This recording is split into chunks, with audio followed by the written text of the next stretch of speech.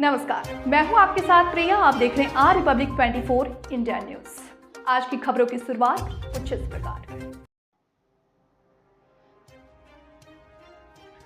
तिरुपति चलचित्रम के बैनर तले लेखक निर्देशक धीरज पंडित बना रहे हैं आगामी वेब सीरीज कॉर्पोरेट माफिया। इससे पहले Dinesh Lal Yadav Nirahua starrer Purvanchal web series भी बना चुके हैं। हिंदी फिल्म जंक्शन वाराणसी भी बनारस में शूट कर चुके हैं, जो चौपाल OTT चैनल पर रिलीज हुई। ये वेब सीरीज बनारस में ही शूट होगी और स्थानीय नए कलाकारों को लेकर बनाई जाएगी। फिल्म के producer Sandeep Mishra, Sinto Pandey, banner Tirupati Chalchitram, writer director Dheeraj Pandit और म्यूजिक मुसाफिर जौनपुर का है। जी, मेरा नाम धीरज पंडित है। फिल्म निर्देशक और लेखक हूँ।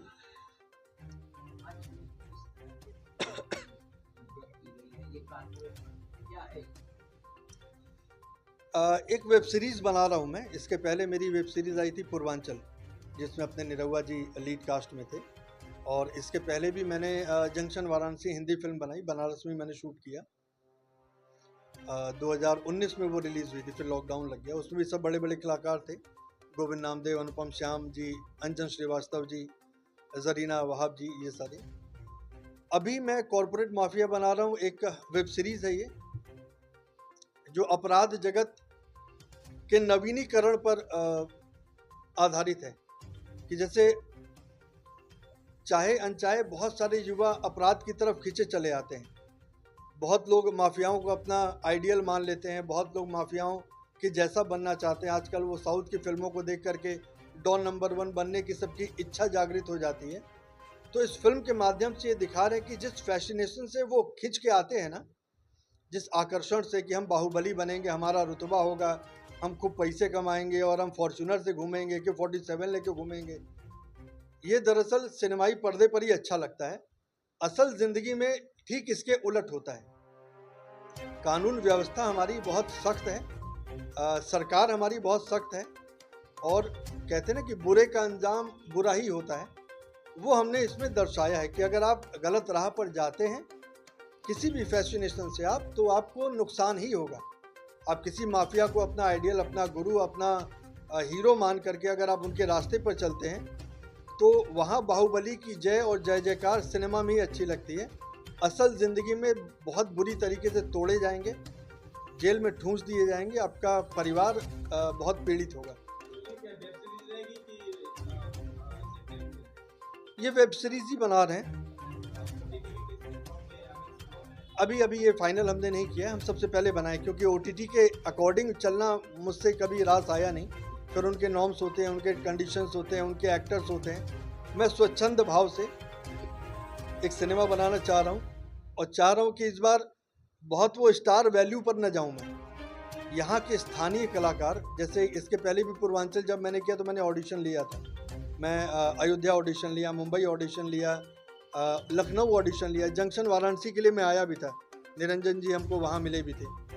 तो मेरी एक आदत भी है कि जब भी मैं फिल्म करता हूँ तो मुझे अच्छा लगता है कि मैं नए कलाकारों को आगे लेकर के आऊँ, क्योंकि जो फ्रेशनेस उनके अभिनय में मुझे मिलेगा वो बहुत ज़्यादा रिपीट हो चुके एक्टरों में नहीं मिलता। हर बार वही लगता है कि हाँ, ये तो वही परफॉर्म कर रहे हैं जो इन्होंने पिछली फिल्म में किया था। नया कलाकार कुछ जब परफॉर्म करता है तो बहुत फ्रेश परफॉर्म करता है। तो मुझे लगता है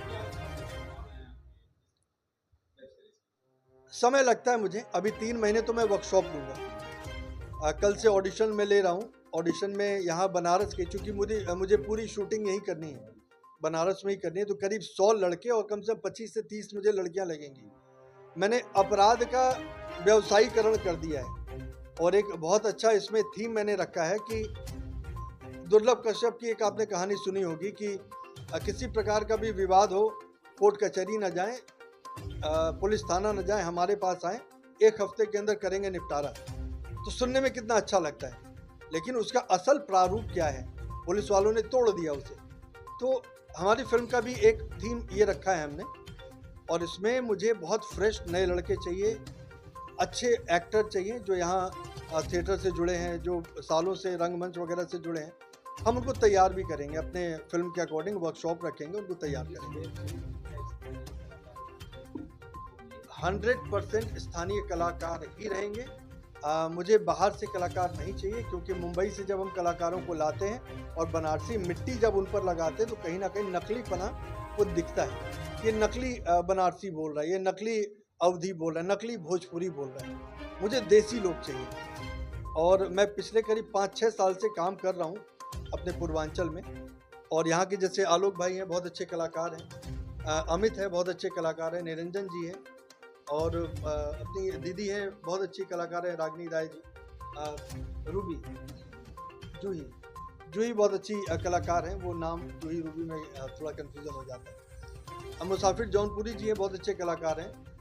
दिक्कत क्या होती है ना कि जब हम कोई शूटिंग करने के लिए उत्तर प्रदेश आते हैं, हमारी सरकार ने सब्सिडी का एक प्रावधान रखा है कि आप हमारे उत्तर प्रदेश में शूटिंग कीजिए, यहाँ के स्थानीय कलाकारों को काम दीजिए, बदले में आपको हम सब्सिडी देंगे 70% अप टू, या मिनिमम 30%, या जो भी मैक्सिमम 2 CR।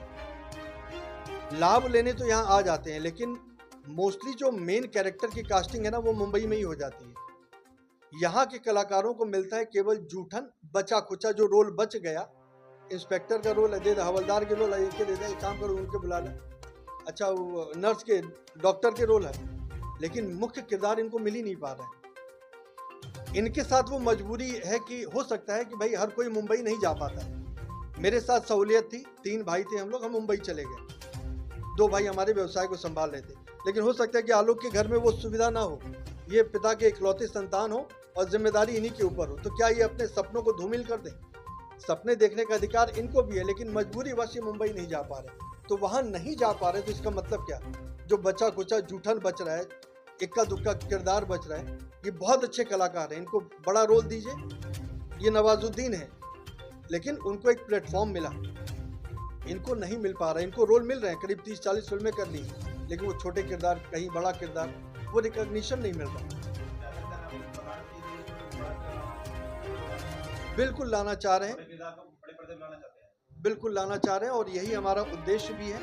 और इस कड़ी में पिछले करीब 4-5 साल से काम कर रहा हूँ। मैंने एक टोटल फिल्म सोल्यूशन अपनी एक एजेंसी भी बनाई है, जहाँ पर इन सारे लोगों को जोड़ के रखा है। एक संदेश हम मुंबई में देना चाह रहे हैं कि आप केवल टेक्नीशियंस लेकर के आइए, या फिर कैमरा लेकर के आइए, वॉट एवर जो भी एक आपको इक्विपमेंट लाना है वो लाइए, बाकी सब कुछ आपको उत्तर प्रदेश में मिलेगा। दिक्कत क्या, अपने आजमगढ़ में अभिनयशाला भी खोला है, वहाँ पर मैं लोगों को प्रशिक्षित कर रहा हूँ, मैं बच्चों को प्रशिक्षित कर रहा हूँ, उनको टेक्निकल नॉलेज भी दे रहा हूँ कि आप थिएटर से एक्टिंग तो सीख के आ जाते हैं, बट कैमरा फेस कैसे करना है, लुक लेफ्ट होगा कि राइट होगा, लाइट कैसे लेना है, मार्किंग कैसे लेनी है, कंटिन्यूटी का मतलब क्या होता है उनको नहीं पता है, और बेचारे वो छट जाते हैं इस चक्कर में। तो मैं चाहता हूँ कि इनको मैं ट्रेन करूँ। अब जब मैं आज मुहूर्त हुआ, कल ऑडिशन लूँगा, शॉर्ट लिस्ट करूँगा मैं, उसमें से उन सारे बच्चों को वर्कशॉप में बुलाऊँगा मैं, और उनको तैयार करूँगा कि ठीक है, केवल मेरा ही सिनेमा नहीं, कल को मेरे पास से निकल के कहीं और जाएं तो कोई उनको ये ना बोले कि भाई